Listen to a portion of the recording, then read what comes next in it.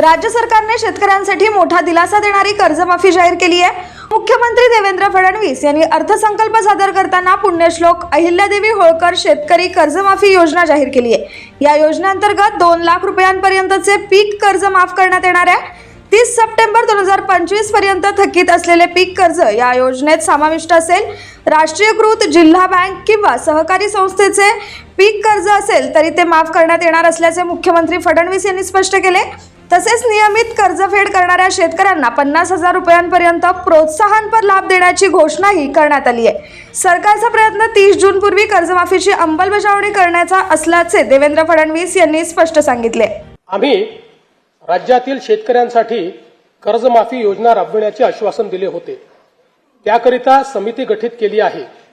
राज्यातील 30 सप्टेंबर 2025 रोजी पीक कर्ज थकीत असणाऱ्या पात्र शेतकऱ्यांना 2 लाख रुपयापर्यंत कर्जमाफी देणारी पुण्यश्लोक अहिल्यादेवी होळकर शेतकरी कर्जमाफी योजना मी आज जाहीर करीत आहे। नानाभाऊ ऐकायचं एक मिनिट।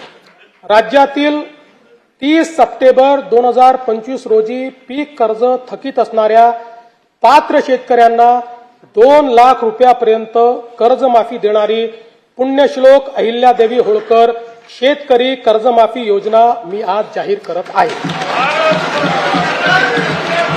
जे शेतकरी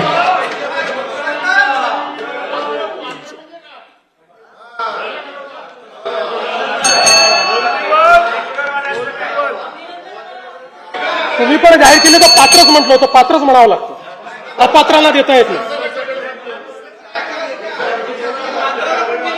ऐका पुढे, अजून संपलं नाहीये। अरे अजून संपलं नाही, थांबा रे बाबा, शांत बसा।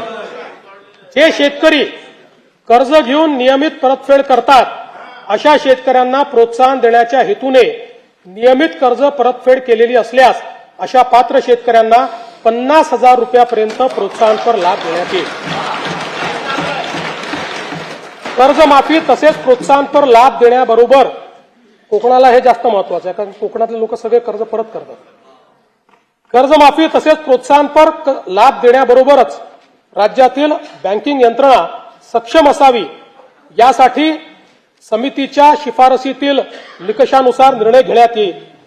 शेतकरी वारंवार कर्जबाजारी न होता त्याला कायमस्वरूपी कर्जमुक्त करण्याचा शासनाचा संकल्प असून याबाबत समितीच्या शिफारसी अनुसार दीर्घकालीन उपाययोजना करण्यात येत आहेत।